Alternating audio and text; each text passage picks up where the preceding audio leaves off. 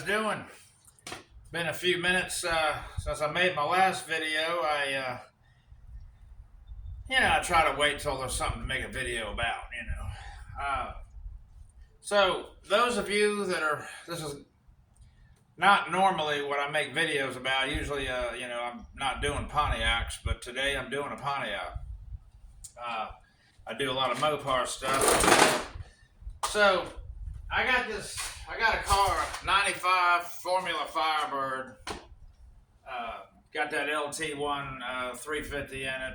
And it's a Ram Air car, which usually I thought, in my knowledge of it, which may not be all that extensive, but I thought that was just exclusively for the Trans Am cars, but apparently they do the formulas too, but there's only supposedly less than a couple thousand of them made with Ram Air.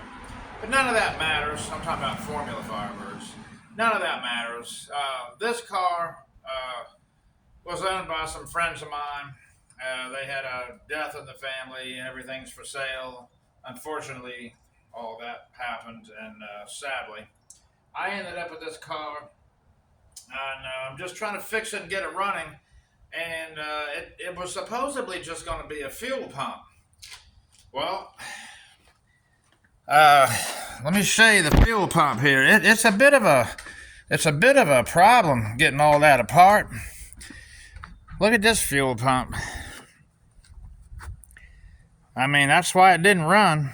It'd been sitting 4 or 5 years, this car. This is horrible. Horrible, horrible, horrible. Obviously, that ain't gonna run. You ain't gonna go nowhere like that. So, it's just a big mess. There's my old Dodge truck. Yeah.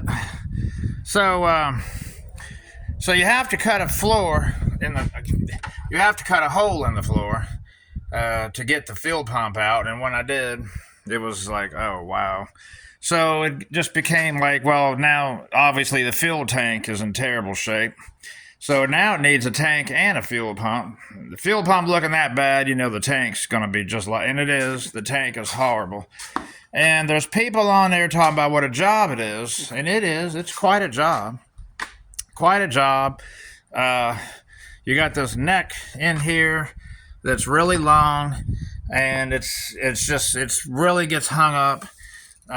You got just the way they made the car. It's just like the fuel tank is in this compartment, is what it is. It's like a compartment that they made, and it's up in there with the straps, and it just doesn't want to come out very easily. It doesn't want to come out. It's a really bunch of trouble. So I've tried everything I can try, and it looks like to me I'm going to have to cut these tailpipes off. I mean, from what you can see there, it looks like it'll come out, but it won't. You see how it's wedged up in there in in this compartment? It just won't come out of there. It doesn't matter what you do, it won't come out. I even drilled a hole in it. I mean, it ain't coming. It's stuck. It's stuck because of that muffler. See, the muffler assembly is hung up on that, and it's just not going to come out of there. So I'm going to have to cut this pipe somewhere around that straightaway right there you're looking at, and then it'll come out. So the purpose of this video is for those that have one of these cars, and this applies to the Camaro in these years. This is a 95, I think they call it an F body, and it's you have to do something with that exhaust system. Now, somebody has said they were able to get their tank out without removing the muffler, but this is an aftermarket muffler. Somebody stuck a Flowmaster in there, and it's not original, so that may have something to do with it. I don't know, but I can't get it out. I mean, I hooked this strap to the back of that car and pulled on it off the leaf spring under there, and pulled on it, and it moved a little bit, but just not enough. So I just wanted to point that all out. if you're going to do that, you have to cut a hole in this top so you can get all the fuel pump and everything out of there, and the way it hooks up. And you're going to have to fool with that exhaust. You don't have to do anything with the differential, but you're going to have to fool with... Oh boy, let me get my camera here straight.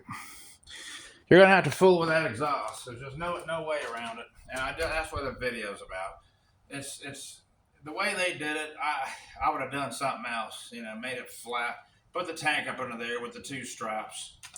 I should have showed you this. The only thing I had to remove was that plate right there, which is the shield between the muffler and the gas tank, and these two suspension bars.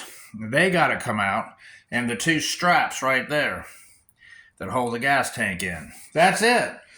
But I'm going to also have to cut that tailpipe off of there, just on that one pipe. So I just want to point that out to people. Got one of these cars, you know, metal gas tanks rust. If you're not running them, they rust. And this one certainly did. I can't show you because the tank isn't out yet, but when you look in there, it looks like the inside of Luray Caverns or something. I mean, it's stalactites and the whole thing is horrible. You can't even think about putting a new fuel pump in that environment, so it's no good. So I got to change the pump, the tank, the filter, and I'm going to take it off up there at the engine, and I'm going to blow the lines clean, and I guess I can show you the engine. It is a Ram Air car, and this Pontiac's, that's how they do it, right off of these scoops up here, and that's how they do it, right into the intake. It's dirty engine. I'm gonna clean all that up, get it running, and I'm just gonna sell it. You know, but it's cool. It's all right car. It's cool. So it's T-tops. Not a bad body, but it needs a paint job. Not sure if I'm fooling with that or not. So we'll see. All right. If you get one of these that needs a gas tank, and you don't really like the price you're having to pay for the car, you might want to just walk away from it because it's a job. I could imagine what they would get at a dealership. Probably a couple $1,000 labor bill pulling this fuel tank out. It's a lot. It's several hours of work. Unless you want to cut the exhaust system up, I guess that would reduce. But then you got to pay for that. So I'm gonna weld mine back together. Please subscribe to me. I appreciate that. And appreciate y'all watching. All right. Y'all have a good rest of your day. Thank you.